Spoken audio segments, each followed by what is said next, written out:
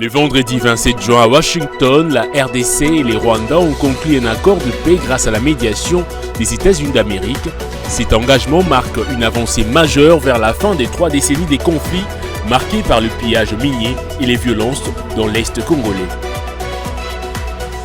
Et puis lors de la 49e réunion du Conseil des ministres, le président de la République Félix Tshisekedi a chargé la première ministre Judith Suminwa d'organiser des réunions sectorielles pour concrétiser des actions dans plusieurs domaines. Ces efforts visent à impulser un nouveau souffle à l'économie nationale par la diversification. Il est temps de vous informer, mesdames et messieurs, bienvenue dans cette grande édition du journal sur Ecofin Télévision. Et comme annoncé au sommaire de cette édition, sous la médiation des États-Unis d'Amérique, la République démocratique du Congo et le Rwanda sont parvenus ce vendredi 27 juin 2025 à Washington à un accord de paix. Justement, la signature de ces clauses marque ainsi une étape cruciale pour la fin d'un épisode de 30 temps de pillage des ressources minières et des massacres de la population congolaise dans la partie orientale du pays. Récit signé Igor Biwaka. Un nouveau chapitre vient de s'ouvrir dans l'histoire des conflits qui ont longtemps déstabilisé la partie orientale de la République démocratique du Congo. Il en a fallu un coup de stylo, mais surtout l'implication totale des États-Unis d'Amérique pour qu'enfin Kigali et Kinshasa parviennent à cet accord de paix signé respectivement par le ministre des Affaires étrangères de 2 pays. C'est en présence du secrétaire d'État américain Marco Rubio.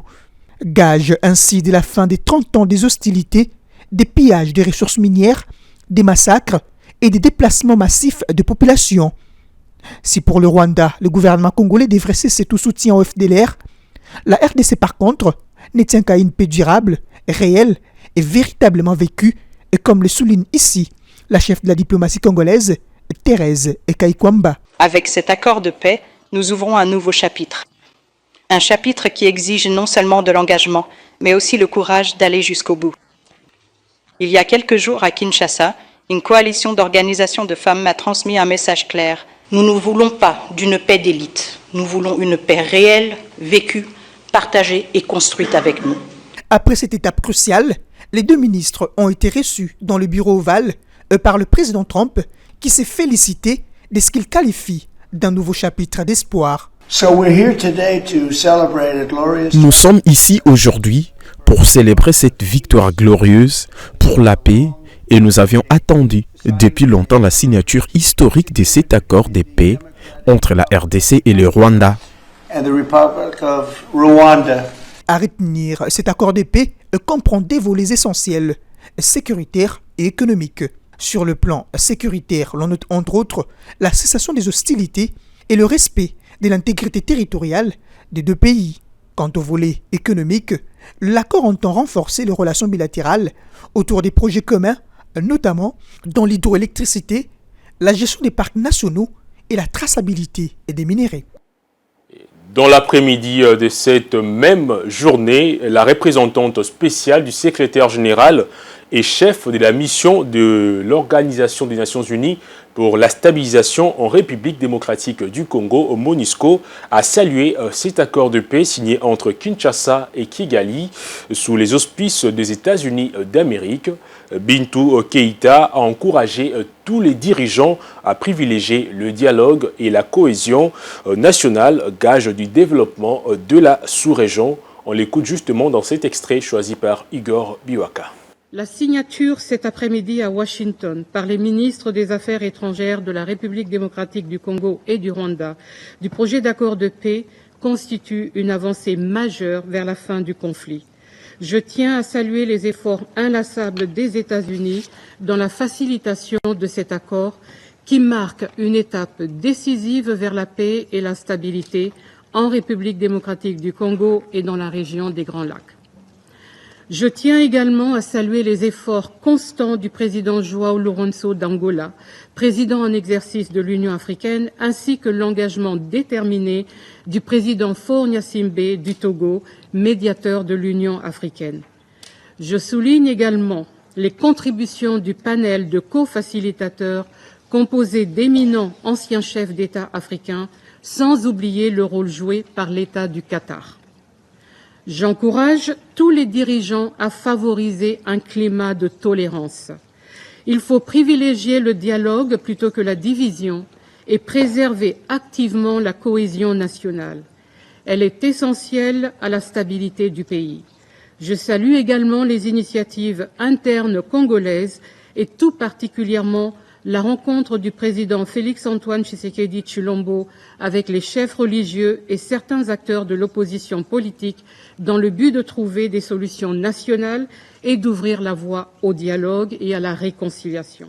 Des retours ici à Kinshasa, le développement des infrastructures, des connectivités et l'assainissement de villes, la promotion de l'entrepreneuriat, la création d'emplois durables, tels sont entre autres le levier stratégique sur lequel devraient s'appuyer les gouvernements nationaux pour impulser les processus de la diversification de l'économie.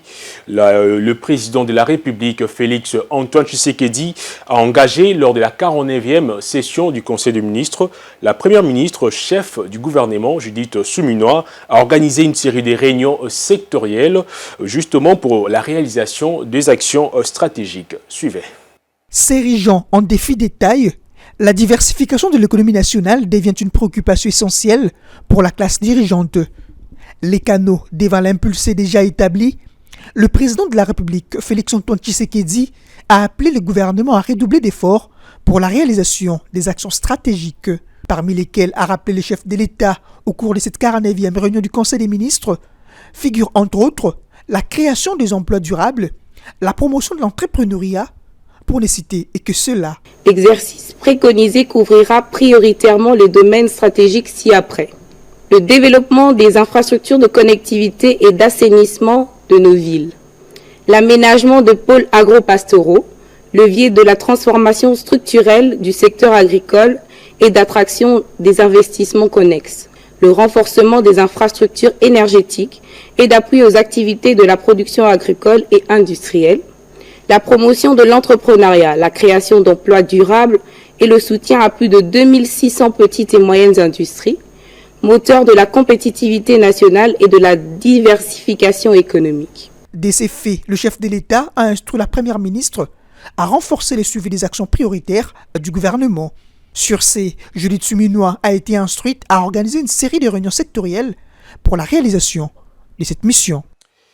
Et au cours de cette même réunion du Conseil des ministres, le président de la République, Félix Tshisekedi, est revenu sur la finalisation de la première phase du programme de développement local des 145 territoires qui a porté prioritairement sur la construction des écoles, des centres de santé et le bâtiment administratif sur toute l'étendue du territoire national.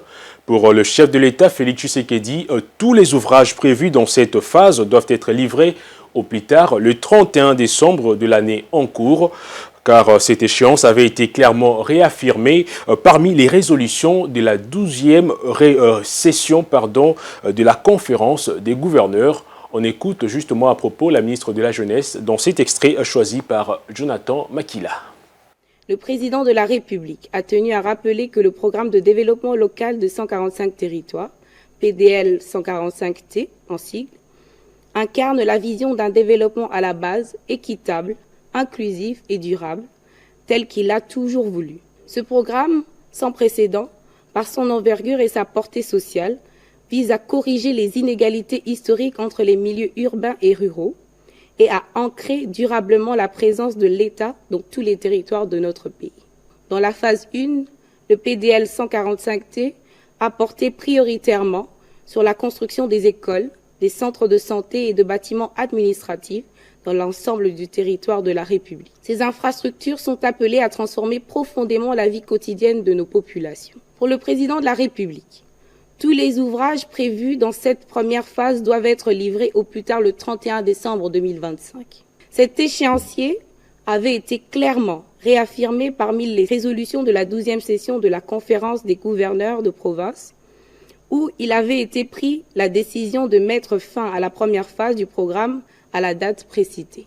Cependant, à l'analyse des taux de réalisation actuels, il apparaît que certains retards pourraient compromettre le respect des délais si des mesures correctives immédiates ne sont pas prises.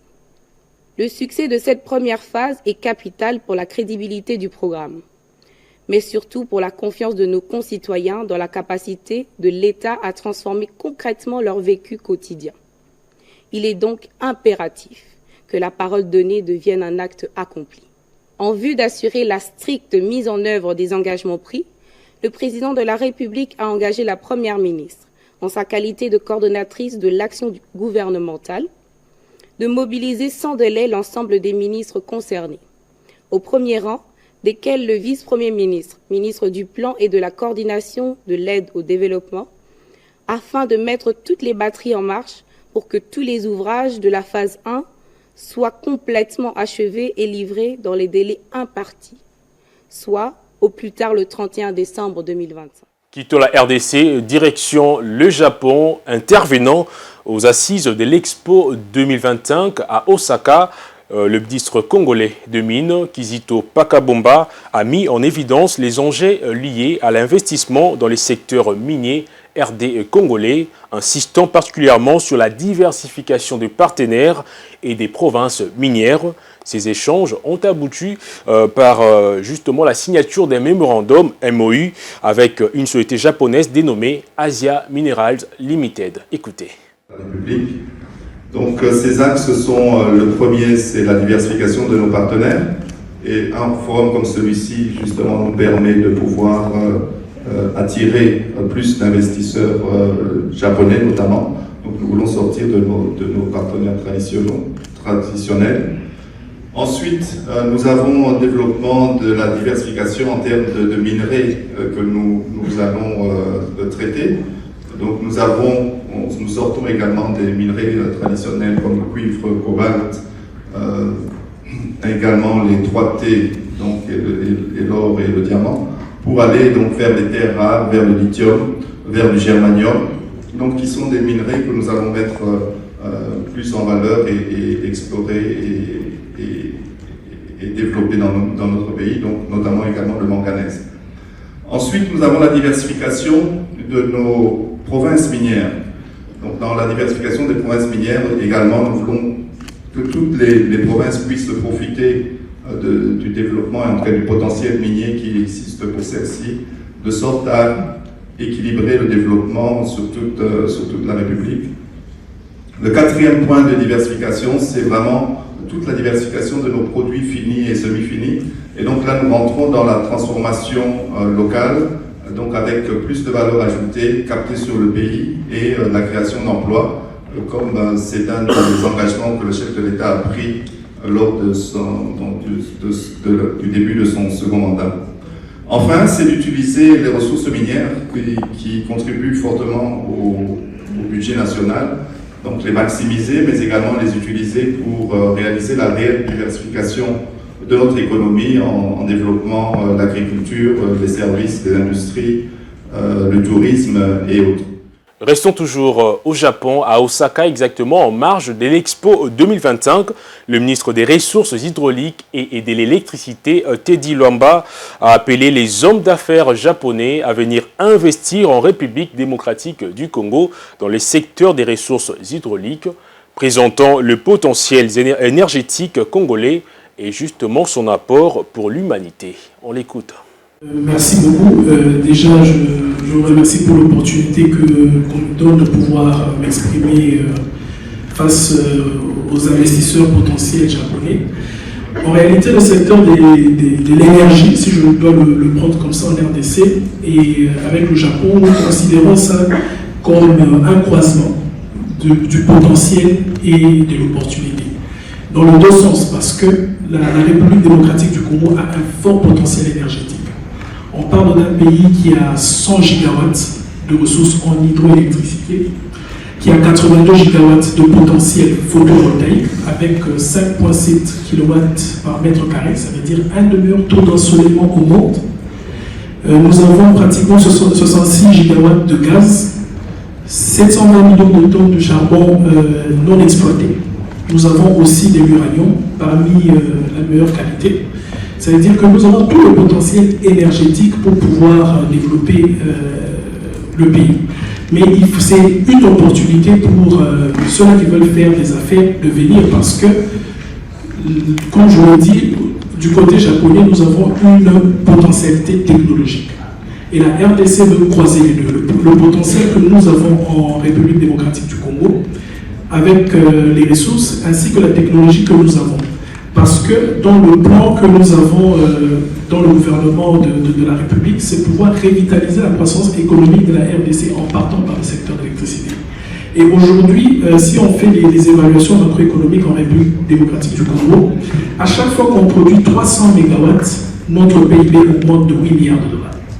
Ce qui fait que l'électricité, c'est un intrant direct du développement. Nous avons les mines, nous avons le potentiel minier, mais l'avantage, c'est qu'avec le secteur de l'électricité, l'évaluation de l'électricité fait partie de l'investissement. Dans le reste de l'actualité, il y a nécessité de renforcer les systèmes de santé au niveau national par les retours justement de la participation active des ressources humaines vivant à l'étranger.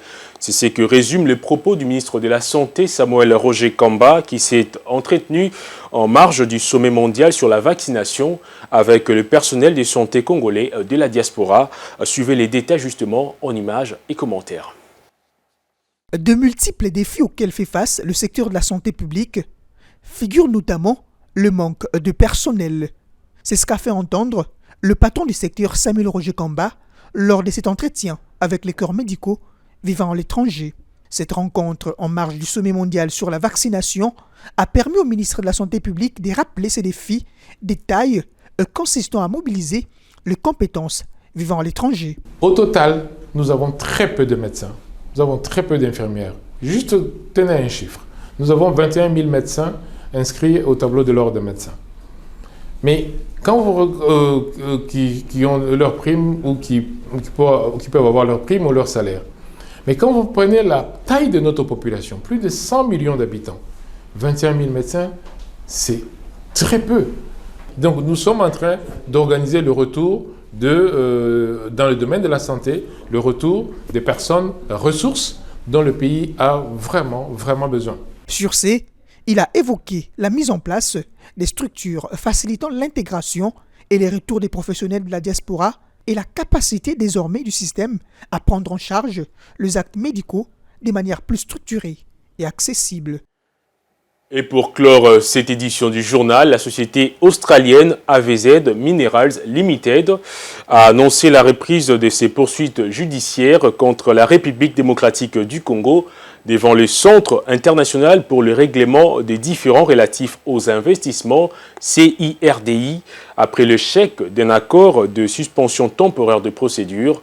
Dans une note rendue publique le jeudi 27 juin 2025, AVZ confirme que l'arbitrage engagé par ses filiales reprend officiellement son cours. Les détails avec Fulgence Milaï. Ces litiges concernent les refus du gouvernement congolais d'octroyer un permis d'exploitation pour le projet minier de Manono développé par Datcom Mining.